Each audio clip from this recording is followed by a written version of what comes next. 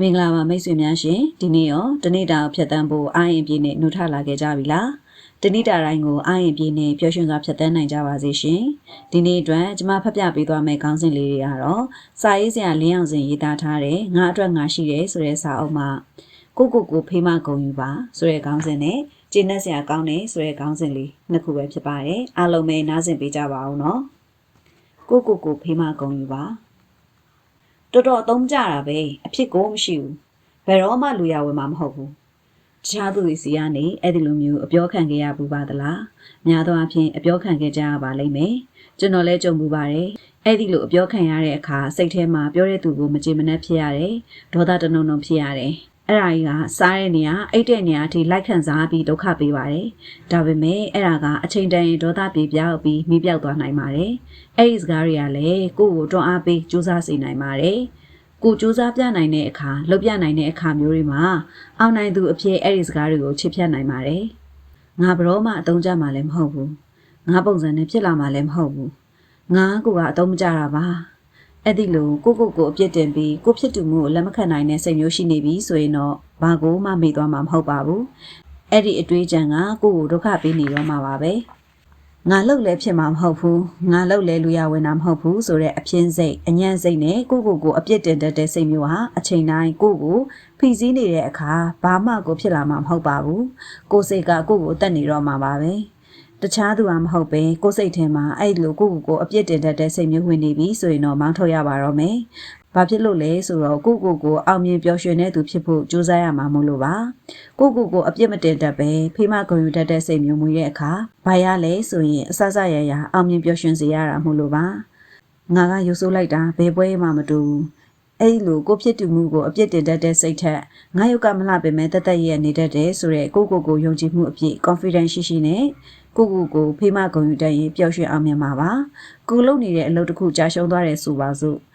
ငါအသုံးမကျလိုက်တာငါဘာလုပ်ဘယ်တော့မှမဖြစ်ဘူးတခြားသူတွေအောင်မြင်ပါလက်နဲ့ငါသာအသုံးမကျတာတော်ပြီငါဘာမှမလုပ်တော့ဘူးအသုံးမကျတဲ့ကောင်ဆိုပြီးကိုအပြစ်တင်တဲ့စိတ်ရှိရင်ဘာမှထပ်ဖြစ်လာမှာမဟုတ်ပါဘူးငါဒီအဆင့်ထိလုံနိုင်ခဲ့တာပဲငါအတွက်ငါခုံယူတယ်ငါဆက်ကြိုးစားမယ်ဒီတစ်ခါမဖြစ်လဲနောက်တစ်ခါဆိုငါအဆုံးထိအကောင်းဆုံးလုပ်ပြနိုင်မှာပါဆိုတဲ့ကိုဖေးမဂုဏ်ယူတတ်တဲ့စိတ်သာရှိခဲ့ရင်တစ်ချိန်မှာအောင်မြင်လှုပ်ဆောင်နိုင်လာမှာပါပဲငါတယောက်တည်းမဟုတ်ဘူးnot just me ဆိုတဲ့အတွေ့အလေးဝင်လာရင်စိတ်ညစ်တာတော့တက်တာသွားတယ်။ Oxford ဆရာတော်ပါမောက္ခဒေါက်တာဓမ္မတာမိလောကမှာကြာရှုံးနေတာကိုတယောက်တည်းမဟုတ်ပါဘူး။စိတ်ညစ်နေရတာကိုတယောက်တည်းမဟုတ်ဘူး။အပြောခံနေရတာလည်းကိုတယောက်တည်းမဟုတ်ဘူး။ဆရာတော်ကြီးရဲ့စကားစုလေးတွေလို့ not just me ပါ။အောင်မြင်သူတိုင်းထိတ်ဆုံးရောက်လာသူတိုင်းဟာကြာရှုံးမှုတွေဒဏ်ရာတွေရခဲ့သူတွေပါပဲ။ကိုတယောက်တည်းကွက်ဖြစ်နေတာမဟုတ်ပါဘူး။အဲ့တော့ကိုဖေးမတတ်တဲ့စိတ်ဂုဏ်ယူတတ်တဲ့စိတ်အပြစ်မမြင်တတ်တဲ့စိတ်မျိုးမွေးရပါမယ်ဒါဟာရောင်ရဲတတ်တဲ့စိတ်မျိုးမဟုတ်ပါဘူးကိုတွဲထူတတ်ခြင်းပါပဲကိုယုံကြည်စိတ်တိုးအောင်လှုပ်ဆောင်ခြင်းပါပဲကိုအပြစ်မမြင်ပဲဖေးမတတ်တဲ့အခါ1စိတ်ဓာတ်မကြလွယ်ဘူး2မကောင်းမြင်စိတ်နဲ့ပါလာမယ်3ယုံကြည်ချက်တွေခိုင်မာလာမယ်4ကိုပိုချစ်တတ်လာမယ်5ဒေါသစိတ်နဲ့ပါလာမယ်6စာနာစိတ်ပါတူဝလာမယ်ခုနှစ်ပျော်ရွှင်ခြင်းတွေပိုရလာမယ်ကိုအပြစ်မမြင်တတ်တဲ့စိတ်ဟာအောင်မြင်ပျော်ရွှင်တဲ့ဘဝကိုယူဆောင်ပေးနိုင်ပါတယ်တခြားသူအပေါ်မှာစာနာနားလည်ခြင်းဆိုတဲ့ကိုကျင့်တရားပါဆောင်တိတ်တက်လာပါတယ်အဲ့ဒီအတွက်ကိုဖေးမဂုဏ်ယူတတ်တဲ့စိတ်မျိုးမွေးမြူရပါမယ်ရှိရပါမယ် Don't beat yourself up ကိုအပြစ်မတင်ပါနဲ့ Do proud yourself up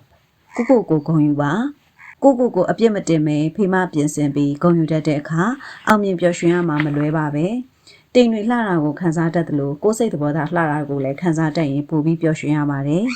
်ပန်းနိုင်ရဲ့အလှတရားကိုမျက်နှိုးတတ်သလိုကိုယ်အလှတရားကိုလည်းဂုဏ်ယူမျက်နှိုးတတ်မယ်ဆိုရင်ပိုပြီးပျော်ရွှင်ရပါတယ်တခြားသူကိုဖေးမဂုဏ်ယူတတ်သလိုကိုအရာတိုင်းအတွက်လည်းဖေးမဂုဏ်ယူတတ်ရင်ပိုပြီးပျော်ရွှင်ရပါတယ်တခြားလူပေါ်အကောင်းမြင်စိတ်ထားသလိုကိုယ့်ရဲ့ဖြစ်တည်လာခြင်းတွေအပေါ်လည်းအကောင်းမြင်စိတ်ထားတတ်ရင်ပိုပြီးပျော်ရွှင်ရပါတယ်ကိုဖေးမပါကိုဂုဏ်ယူပါကိုကြိုးစားမှုရဲ့အရာမထင်ခြင်းတွေအတွက်အပြစ်မတင်စတမ်းပေါ့အောင်မြင်ပျော်ရွှင်ခြင်းဟာကိုယ်စီမှာပါပဲဒါလေးကတော့ကိုဖေးမဂုဏ်ယူပါဆိုတဲ့ခေါင်းစဉ်လေးဖြစ်ပါတယ်ဆက်လက်ပြီးတော့ကျင့်တတ်စရာကောင်းတယ်ဆိုတဲ့ခေါင်းစဉ်လေးကိုနားဆင်ပေးပါအောင်ရှင်ကျင့်တတ်စရာကောင်းတယ်တခါကမုန်တိုင်းမိပြီးတင်မောတစင်ဟာပင်လယ်ထဲမှာနှမြုပ်ခဲ့ပါတယ်အဲ့ဒီတင်မောပေါ်မှာပါလာတဲ့လူတွေကအော်ကြဟစ်ကြရုံရင်ဆန်ခတ်ဖြစ်ကြနဲ့ စုညံပွဲလို့ရိုက်ပြီးကဘာပြက်နေခဲ့ပါတယ်အဲ့ဒီထဲမှာလူ၃ယောက်ကတော့ကံကောင်းထောက်မစွာနဲ့ဘောကွင်းကြီးတကွင်းကိုဖတ်တွယ်ပြီးပင်လယ်ထဲမျောပါသွားခဲ့ကြပါတယ်တနေ့တော့ရောင်နီတွေဖြာတဲ့အချိန်မှာသူတို့၃ယောက်စလုံးတဲတောင်ပြင်ပေါ်မှာခြေပြက်လက်ပြက်နဲ့အိမ်မောကြနေရကနိုးထလာနိုင်ခဲ့ပါတယ်သူတို့၃ယောက်စလုံးဟာကျွန်းလေးတစ်ခုပေါ်မှာရောက်ရှိခဲ့တာပါအဲ့ဒီ၃ယောက်ကအဖိုးကိုတယောက်ရဲ့ကုမ္ပဏီပိုင်ရှင်တထေးတယောက်ရဲ့ဘွဲ့လွန်ကျောင်းသူတယောက်ရဲ့ပါဆက်ဆချင်းနိုးထားလာတဲ့အချိန်မှာတော့ကျောင်းသူအမျိုးသမီးနဲ့ကုမ္ပဏီပိုင်ရှင်ဟာအသေးအတန်ငိုကြွေးပါတော့တယ်သူတို့ဒုက္ခရောက်ပါပြီဘယ်ကိုရောက်လာမှန်းမသိဘူးဆိုပြီးတော့ပေါ့ဘာလို့ရအောင်မညာလို့ရအောင်မနဲ့ငိုကြွေးမြည်တမ်းကြတဲ့အဖိုးကတော့ရှင်သန်နေသေးတဲ့အတွက်ကောင်းကင်ကြီးနဲ့ပင်လယ်ပြင်ကိုတိုင်တဲ့ရှ िख ိုးပြီးကျေးဇူးတွေတင်နေခဲ့ပါတယ်။နောက်တော့သူတို့၃ယောက်လုံးကျွန်းလေးပေါ်ကကြောက်ကူလေးတစ်ခုထဲမှာနေခဲ့ကြပါတယ်။ကျောင်းသူအမျိုးသမီးကတော့သူစားထွက်လာတဲ့နေရာနေရက်တွေကိုရေတွက်လေးရှိပြီးတော့ကရောက်နေပါတယ်တဲ့။ဒီနေ့ဆိုဘာချိန်ရောက်ပြီးဒီချိန်ကဘာစီဝါရေးအချိန်ဒီချိန်ကဘာဘာသာအချိန်နဲ့ပြောပြီးစာတွေကိုလိုက်မမီတော့တဲ့အကြောင်းသူရက်တွေပြတ်တာများပြီမို့အကြောင်းထုတ်ခံရတော့မယ့်အကြောင်းပြောပြီးမစားနိုင်မတောင်းနိုင်ဖြစ်နေခဲ့ပါတယ်။ကုမ္ပဏီပိုင်ရှင်တထေးကတော့မနဲ့နေအောင်လာတဲ့အခါကန်းဆက်နာကကြောက်ဆောင်နေစီသွားပြီးတော့ငူငိုင်ပြီးထိုင်နေလေးရှိပါတဲ့အဖို့ကိုလည်းညညဆိုတိုင်တယ်ပြောလေးရှိတယ်သူ့ကုမ္ပဏီမှာသူတာမရှိရင်ဒုက္ခရောက်တော့မယ့်အကြောင်းသူဆွဲထားတဲ့ plan တွေ project တွေတော့အချိန်နောက်ကျပျက်စီးတော့မယ့်အကြောင်းပြောပြီးငိုကြွေးတယ်တဲ့အဖိုးကတော့မနဲ့လင်းလာတဲ့အခါရောင်နေမလာခင်စမ်းရည်သွားခတ်တဲ့ကောင်းကင်နဲ့ပင်လယ်ပြကြီးစီတိုင်တဲ့ပြီးရှင်သန်ခွင့်ပေးသေးတဲ့အတွက်ကျေးဇူးတင်ကြောင်းပြောတဲ့စမ်းရည်အရှိရာစီရောက်တဲ့အခါအဖိုးကရေတွေကသူ့မျက်နှာသူကြည့်ပြီးသဘောကျရေမော်လေးရှိတဲ့အမေငါမျက်နှာကြည့်လင့်နေပါလားနှုတ်ပြိုနေပါသေးလားဆိုပြီးပြောနေတဲ့နေအောင်လာတဲ့အခါအဖိုးဟာညမီးဖို့ကိုတစ်ချောင်းအဆူအချောက်တွေထပ်ဖြည့်တယ်24နာရီလုံးမီးအောင်နဲ့မီးကိုတွေထွက်အောင်လုပ်ပါတယ်ကန်းကြီးက9ပစုံတွေဖမ်းပြီး3ယောက်လုံးစားနိုင်အောင်ပြုလုပ်တယ်ကုမ္ပဏီတထေးနဲ့ကျောင်းသူအမျိုးသမီးကတော့တောကတွေရောက်လိုက်ဒေါသတွေထွက်လိုက်တင်မောကိုချိန်ဆလိုက်ပင်လယ်ပြင်ကိုချိန်ဆလိုက်လုပ်နေတဲ့သူတို့ကိုလိုက်မရှာရကောင်းလားဆိုပြီးသူတို့နဲ့ပတ်သက်ရာတွေကိုလည်းနေဝင်မိုးချုပ်ဒေါသထွက်နေကြတာပါပဲတလားလောက်ကြာတဲ့အခါမှာကျောင်းသူမျိုးသမီးဟာကဲမဲသူမရှိတော့ဘူးဆိုပြီးစိတ်ထောင်းကိုကြည်နဲ့အာဟာရနေပါပြီးဆုံးမသွားပါတယ်။ကုမ္ပဏီတထေးကလည်းသူ့ဘွားဒီတိုင်းမနေနိုင်ဘူးဆိုပြီးကျုံးပေါ်ကတစ်တုံးရှည်တစ်ခုနဲ့ပင်လယ်ထဲမျောလွင့်သွားတဲ့အတန်တန်ဖြောင်းပြပေမဲ့မအောင်မြင်တော့အဖိုးကိုလည်းတထေးဆိုသူကိုလက်လျှော့ပြီးလွှတ်လိုက်ရတော့တယ်။အဖိုးကတော့တချင်းလေးတနည်းကြီးမီလေးတပူပူနဲ့နေရက်တွေကိုကျင်းနှစွာဖြတ်တန်းပါတယ်။ဒီနေ့မှာတော့တင်မော်တစင်းဟာအဖိုးအိုရဲ့မိခိုးတန်းကိုတွေ့ပြီးမော်တော်တစင်းနဲ့လာခဲ့သွားပါတယ်။ပုံမြင်ကတော့ဒီလောက်ပါပဲ။ဒီပုံမြင်ကိုကျွန်တော်အရွယ်ရောက်ခါစားကကျွန်တော်ဆရာကပြောပြခဲ့တာပါ။ဆရာပြောပြတဲ့အခါတိုင်းအထက်ထက်ပြောပြနေတာတည်းလဲကျွန်တော်တေချာစိတ်ပါဝင်စားစားနားထောင်ခဲ့တာပါ။ပုံမြင်ပြီးတိုင်းအဖိုးအိုလိုဘယ်နေရာဘယ်ရောက်စိတ်ကိုနေပြောအောင်နေတတ်ဖို့ပျော်ပျော်ရွှင်ရွှင်နေဖို့ကိုဆရာသင်ပေးခဲ့တာပါ။ဆရာသင်ပေးခဲ့တဲ့အတိုင်းပဲကျွန်တော်မိုးလင်းလို့အိပ်ရာထားတိုင်းမှန်ကိုအရင်ကြည့်ပြီးပြုံးပြီးကျင့်တက်ခဲ့ရပါတယ်။မနေ့ကစိတ်ညစ်ညစ်မှုတွေကိုပြတ်ထားလိုက်နိုင်ခဲ့ပါတယ်။မနက်ရောင်ကြီးကိုမြင်ရဖို့နိုးထနိုင်ခဲ့ခြင်းဟာမသေးဆုံးခြင်းရဲ့သင်္ကေတပဲပေါ့။ပျော်ရွှင်စွာဖြတ်သန်းကြရအောင်။လောကကြီးမှာအရှိကိုအရှိတိုင်းလက်ခံခြင်းအရှိကိုအရှိတိုင်းကျင့်နေခြင်းဟာစိတ်ချမ်းမြေ့ရပါတယ်။ပျော်ရွှင်ကျင့်နေရပါတယ်။ဖြစ်ပေါ်လာတဲ့အရာတွေပေါ်မှာစိတ်အလိုမလိုက်ပဲစနစ်တကျတွေးခေါ်နေထိုင်တဲ့အခါပျော်ရွှင်ရပါတယ်။တရားနဲ့တရားဖြစ်တည်ပုံချင်းမတူသလိုတနေရာနဲ့တနေရာတီရှိရှင်တန်ပုံချင်းလည်းမတူပါဘူး။သူကဆရာဝန်သူကကုမ္ပဏီတထေးငါကတော့ဈေးတဲ့ဆိုပြီးစိတ်ပြက်အားငယ်စိတ်မကျေနပ်ခြင်းတွေကကိုယ့်ကိုယ်ကိုဒုက္ခပေးခြင်းတစ်မျိုးပါပဲ။ငါမရှိရင်မဖြစ်ဘူးဆိုတာကလည်းကိုယ့်ကိုယ်ကိုတောကပေးခြင်းတစ်မျိုးပါပဲ။လောကမှာဘယ်သူမှမရှိလို့မဖြစ်ဘူးဆိုတာမရှိပါဘူး။အကုန်လုံးထားခဲ့ကြတည်ကြရမှာပါပဲ။စိတ်မထားတတ်ခြင်းကကိုယ့်ကိုယ်ကိုဒုက္ခပေးခြင်းတစ်မျိုးပါပဲ။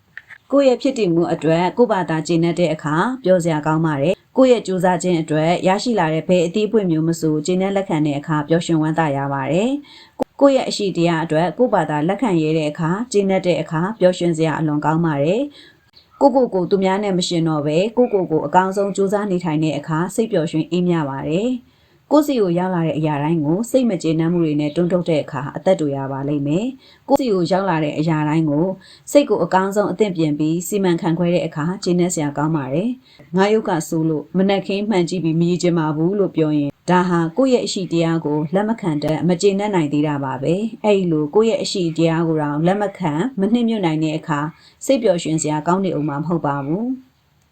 ရုပ်ဆိုးတဲ့တချို့တရုပ်ဆောင်တွေဟာသူတို့ရဲ့ဖြစ်တည်ခြင်းကိုလက်ခံပြီးကြိုးစားလို့ကဘာကျော်နေကြတဲ့သူတွေလည်းအများကြီးပါပဲ။ဒါဟာကိုရတဲ့အရာကိုကျေနပ်လက်ခံရဲပြီးကြိုးစားရှင်သန်ခြင်းကြောင့်ရလာတဲ့အကျိုးကျေးဇူးပါ။ကိုယ့်ရဲ့အရှိတရားကိုယ့်ရဲ့ဖြစ်တည်မှုကိုယ့်စီရောက်လာတဲ့အရာတွေ ကိုရောက်သွားတဲ့အရာတွေပေါ်မှာလက်မခံနိုင်ကျင့်တဲ့အောင်နေထိုင်မပြုတ်မှုနိုင်တဲ့အခါဘဝကပျော်ရွှင်စရာကောင်းတဲ့အောင်မှာမဟုတ်ပါဘူးကျွန်တော်တို့အသက်ရှည်ရှည်ပျော်ပျော်ရွှင်ရွှင်နေလို့ကြတယ်မဟုတ်လားပုံမြင်နေကအဖိုးအိုလိုနေကြရအောင်အခုပဲကိုရုပ်ကိုမှန်တဲ့ကြည့်ပြုံးပြီးကျင့်တဲ့ပျော်ရွှင်လိုက်ရအောင်ဖြစ်တည်လာတဲ့အရာပေါ်မှာကျင့်တဲ့စွာလက်ခံနေထိုင်တတ်ဖို့သင်ယူကြရပါမယ်အရှိတရားကိုအရှိတရားတိုင်းလက်ခံရတဲ့အခါစိတ်ဟာကျင့်တဲ့နေပြောတယ်ဖြစ်တည်ခြင်းကိုသိရှိဖြစ်တည်နိုင်တဲ့အခါစိတ်အစုံဟာအေးမြငြိမ်းချမ်းတဲ့တပားသူနဲ့ရှင်ရမှာထက်ကိုယ်စိတ်ကိုပြင်ဆင်နေထိုင်တဲ့အခါစိတ်ဟာအေးမြတန်ရှင်းခြင်းမှာမွေ့ပျော်တယ်ရောက်လာတဲ့အရာတွေကိုအကောင်းဆုံးပြင်ဆင်ရင်ဆိုင်တဲ့အခါစိတ်ဟာကျဉ်းတဲ့ခြင်းမှတည်ငြိမ်နေရောက်သွားတဲ့အရာတွေပေါ်ကာလန်တည်တန်ကျင့်တတ်တဲ့အခါစိတ်ဟာကျဉ်းတဲ့ပျော်ရွှင်နေဟုတ်ကဲ့ပါရှင်ဒီနေ့ဖတ်ပြသွားတဲ့ခေါင်းစဉ်လေးနှစ်ခုကတော့ဒီမှာပဲပြီးဆုံးသွားပါပြီရှင်အကယ်၍များမိတ်ဆွေတို့အနေနဲ့ကျွန်မဖတ်ပြခဲ့တဲ့စာလေးတွေကနေကောင်းကျိုးတစ်စုံတရာရရှိခဲ့ရင်ဖြင့်ကျွန်တော်ရဲ့ channel လေးကို like and subscribe လုပ်ခဲ့ပြီးဖို့တောင်းဆိုပါရရှင်အဆုံးထိနားဆင်ပေးခဲ့ကြတဲ့မိတ်ဆွေများကိုလည်းအထူးပဲကျေးဇူးတင်ရှိပါတယ်ရှင်